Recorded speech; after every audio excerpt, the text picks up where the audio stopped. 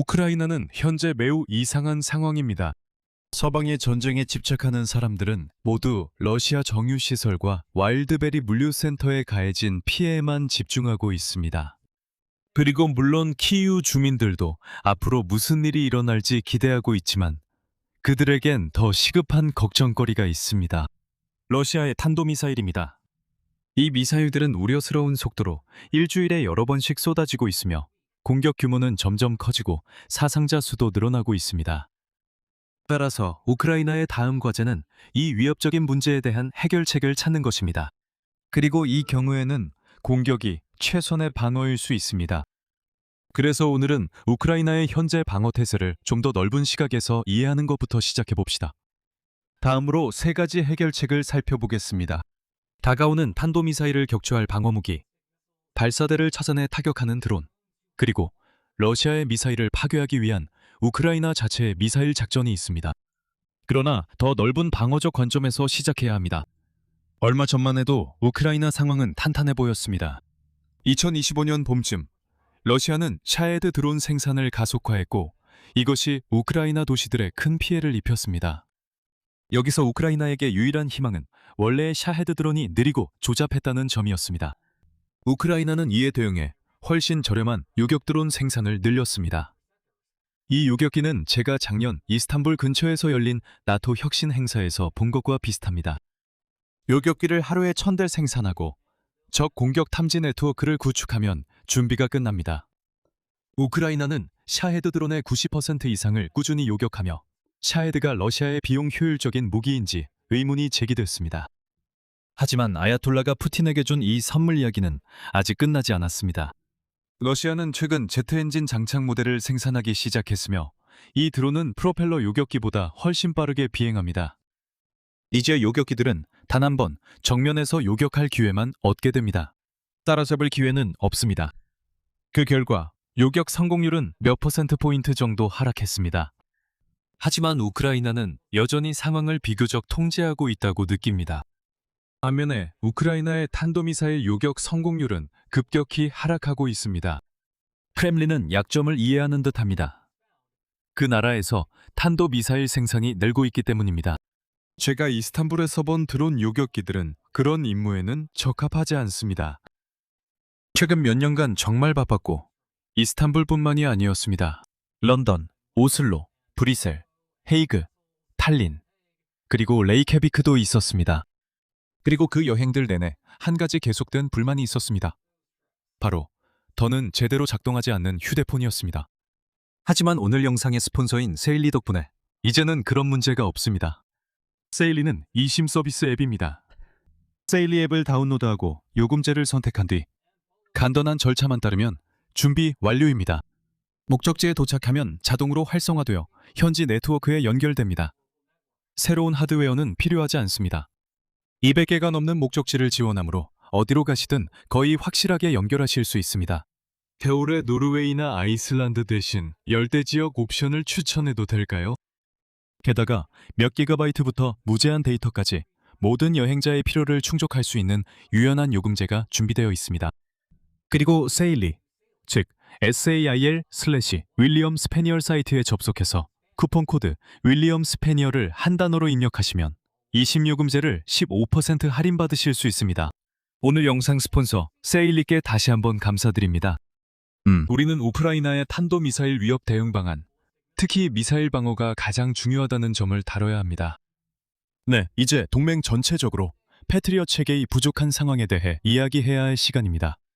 우크라이나가 패트리엇 미사일을 완전히 소진했다고 말하는 건 정확하진 않지만 사실상 거의 다 소진했습니다. 8월 5일 의 미사일 공격에서는 러시아가 발사한 28발의 미사일 중 단 한 발도 요격하지 못했습니다. 미국이 이란 전쟁 대응을 위해 패트리엇을 우크라이나 대신 다른 곳에 배치하고 있다는 점이 중요하지만 잘 언급되지 않습니다. 예상대로 우크라이나인들 사이에 이 결정에 대한 비판이 많습니다. 하지만 저는 그런 논의가 건설적이라고 생각하지 않습니다. 미국이 패트리엇 미사일을 비축하는 데 돈을 쓴다면 그 미사일을 어떻게 배분할지는 좋든 나쁘든 미국이 결정하게 됩니다. 지금은 그 말이 걸프 지역 협력국들을 겨냥한 이란발 위협을 격추하는 것을 뜻합니다. 미국이 패트리엇 미사일을 유럽에 사용해야 한다는 불만은 트럼프 행정부 등 과거 정부들이 제기한 불만의 핵심을 완전히 간과하고 있습니다. 이것은 미국이 유럽을 방어하는 데 비용을 부담해야 한다는 주장이지, 유럽이 대륙의 안보에 대해 주된 책임이나 최소한 동등한 책임을 져야 한다는 주장이 아닙니다. 실제로 시간을 되돌려보면 유럽의 문제는 수십 년 동안 이 분야에 대한 전반적인 투자 부족이었습니다. 전쟁 이전에는 폴란드, 루마니아, 스웨덴만이 패트리엇 미사일을 진지하게 비축했고, 그마저도 그 수량은 중기전 정도만 감당할 수 있었습니다. 반면에 독일과 같은 국가는 며칠만 지속될 수 있는 분쟁에만 대비하고 있었습니다. 저는 이 계획이 전략적 실수라고 생각합니다. 실제로 대부분의 분쟁이 짧게 끝난다는 점을 이해하더라도 짧은 기간만 싸울 준비만 한다면 상대방은 그 점을 간파하고 분쟁을 중간 정도의 기간으로 연장시켜버릴 수 있으며 결국 당신은 무방비 상태가 되고 맙니다. 여기서 좋은 소식은 유럽 지도자들 사이에서 태도의 변화가 일어났다는 점입니다. 이제 대부분의 나토 회원국들 사이에서 국방비 지출이 유행처럼 번지고 있습니다. 이제 패트리엇 미사일 수요가 끊이지 않습니다. 참고로 말씀드리자면 2024년에 로키드 마틴은 생산 라인을 시작한 지 약 8년 만에 2000번째 PAC-3 요격 미사일을 생산했습니다. 이처럼 끝없는 수요에 힘입어 로키드 마틴은 2027년에 750기를 생산할 예정이고 2030년에는 2000기로 생산량을 확대할 계획입니다. 이 정도의 생산량은 항상 실현 가능했습니다. 만약 유럽이 10년 전에 적절히 투자했다면 로키드 마틴은 전쟁 내내 연간 최소 2000기를 생산할 수 있는 생산 능력을 갖췄을 것이고, 우리는 오늘 이런 대화를 나누지 않았을 것입니다. 하지만 이것도 건설적인 대화는 아닙니다. 이것은 과거의 잘못에 대한 논의일 뿐입니다. 우리는 타임머신을 타고 10년 전으로 돌아가 생산을 늘릴 수 없으며 패트리엇 미사일을 이 문제의 지속 가능한 해결책으로 생각하기 시작하기까지는 오랜 시간이 걸릴 것입니다. 미국과 우크라이나가 라이선스 계약을 해결하고 패트리엇 미사일 생산이 진행되는 동안 우크라이나가 할 수 있는 일로 논의를 전환해야 할 것 같습니다. 네, 그건 완전히 다른 영상일 것 같아요. 파이어포인트가 패트리엇 대체무기를 개발하려고 노력 중이라는 점도 주목할 만합니다. 초기 테스트는 2027년 1월로 예정되어 있습니다. 어떻게 될지 지켜보겠습니다. 어쨌든 효과적으로 방어를 할 수 없다면 유일한 대안은 공격으로 나서는 것입니다. 그리고 우크라이나는 실제로 그렇게 했습니다. 드론을 사용해 러시아 미사일 발사대를 찾으려고 시도했습니다. 여기서 주요 문제는 이스칸데르 같은 플랫폼이 트럭 위에 구축되어 있다는 점입니다. 그래서 하이마스에서 익숙하게 볼 수 있는 쏘고 이동하는 전략을 사용합니다. 발사 미사일은 적 레이더에 포착될 것입니다. 그래서 발사하자마자 바로 이동해야 합니다. 폭탄이 떨어질 때쯤이면 상대의 반격은 이미 빈 들판을 향하게 될 겁니다. 그 문제의 해답은 채공 드론인 듯합니다. 이스칸데르 발사대가 근처에 있다는 정보를 입수했다면 드론을 띄워서 확인해 보세요. 그리고 목표를 찾으면 바로 공격에 들어가세요. 우크라이나는 이 방식을 여러 번 사용해 왔습니다. 여기 3월 13일 크림반도 중부에서 촬영된 영상이 있습니다. 드론이 지형에 섞여 있던 이스칸데르 발사대를 찾아내어 파괴하는 장면입니다. 여기에는 3월 24일 다른 탄도미사일 시스템을 겨냥한 추가 공격 장면이 있습니다. 세대가 한가롭게 저녁 드라이브를 나왔습니다. 하지만 우크라이나 드론이 추적했고 영상이 끊긴 뒤 무슨 일이 있었는지 상상하실 수 있습니다. 여기서 중요한 점은 우크라이나가 이런 추적과 타격이 효과를 발휘하려면 어느 정도의 제공권을 확보해야 한다는 것입니다. 러시아의 방공망이 약하고 거의 존재하지 않는 것처럼 느껴진다는 것은 사실이지만 정유소와 와일드베리 공격은 오해의 소지가 있습니다. 러시아 방공망은 고갈됐고 우크라이나는 물량으로 승리 중입니다. 이 문제가 심각해지는 건 러시아가 이동식 발사대를 더 뒤로 옮기기 시작할 때입니다.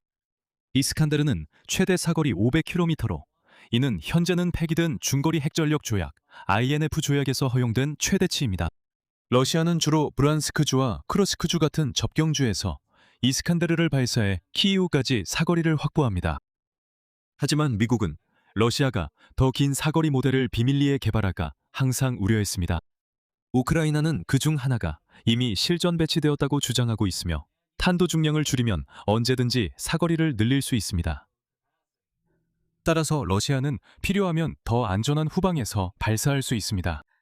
폭발 규모가 줄어도 우크라이나의 큰 위로는 되지 않을 것입니다.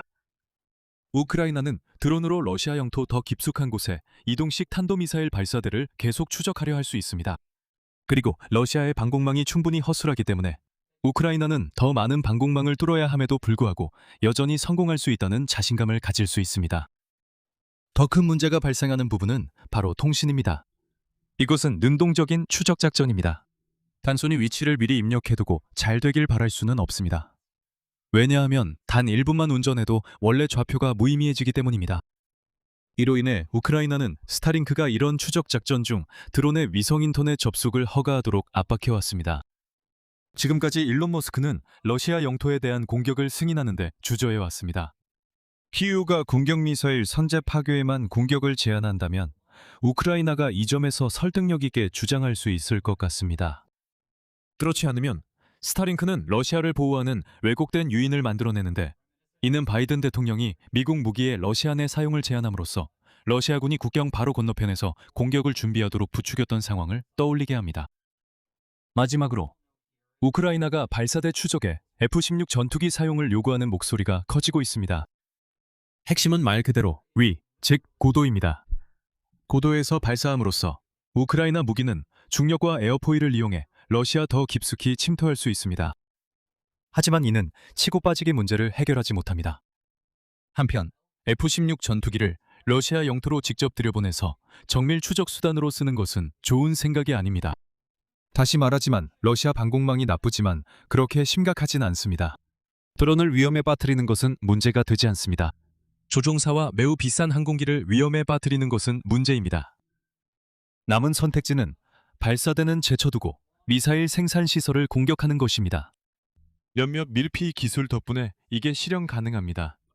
러시아가 주요 생산 시설을 동쪽에 배치했지만 우크라이나가 그곳까지 도달해 지난 2월 실제로 공격한 적도 있습니다. 플라밍고 크루즈 미사일의 제작사인 파이어포인트는 그 성능을 강조하는 데 매우 적극적이었고, 발사 영상을 공개한 뒤 시청자들이 이 미사일이 이스칸데르 공장을 타격했다는 사실을 스스로 연결짓도록 일부러 남겨두었습니다. 이 전략의 가장 큰 문제는 탄도미사일 생산 시설이 비교적 방어력이 강한 표적이라는 점입니다. 이곳들은 벙커는 아니지만 들판에 그냥 세워져 있는 차량도 아닙니다. 이 시설들은 건물 안에 있어 목표물을 타격하려면 건물 구조를 파괴해야 합니다. 플라밍고는 그럴 수 있지만 쉽지 않습니다. 그리고 정유소나 와일드베리의 유통 허브와 달리 이곳들은 그렇게 잘 타는 곳이 아니기 때문에 더 어렵습니다. 우크라이나가 고민할 점은 방호된 시설을 노리는 것이 다른 선택보다 나은지입니다. 전시 계획이란 때때로 당장의 문제를 무시하고 장기적인 목표를 달성하는 것을 의미하며 결국 전체적으로 더 적은 고통을 가져다 줄 수 있습니다. 이 원칙을 적용하면 이스칸데르 생산 시설을 파괴할 수도 있습니다. 하지만 그 다음엔요. 전쟁은 계속돼요.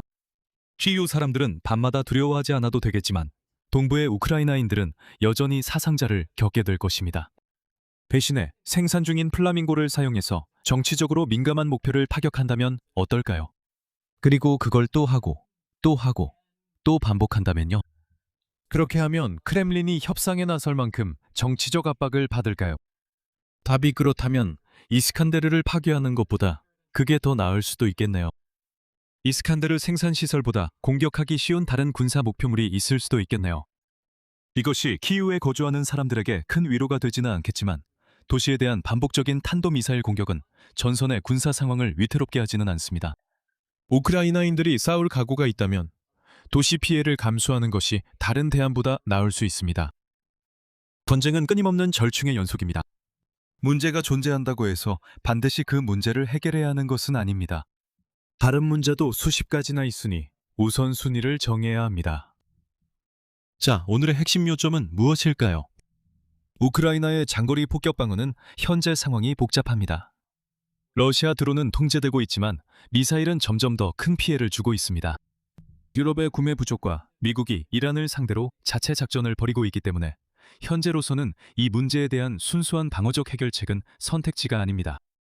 드론이 발사대를 공격해 부분적으로 해결하고 있지만 임무 완수를 위해 러시아 더 깊숙이 침투해야 할 수 있습니다. 마지막으로 우크라이나는 미사일 생산 시설 자체를 타격하려고도 시도했지만 거리 문제와 더 잘 방어된 목표물 때문에 큰 성과를 거두지 못했습니다. 오늘 영상 스폰서 세일리께 다시 한번 감사합니다. SALE.com 사라트 윌리엄 스페니얼에 방문하셔서 쿠폰 코드 윌리엄 스페니얼을 입력하시면 이심 데이터 요금제를 15% 할인받으실 수 있습니다. 오늘 영상이 마음에 드셨다면 좋아요, 공유, 구독 부탁드리고 내일 다시 찾아뵙겠습니다. 건강하세요.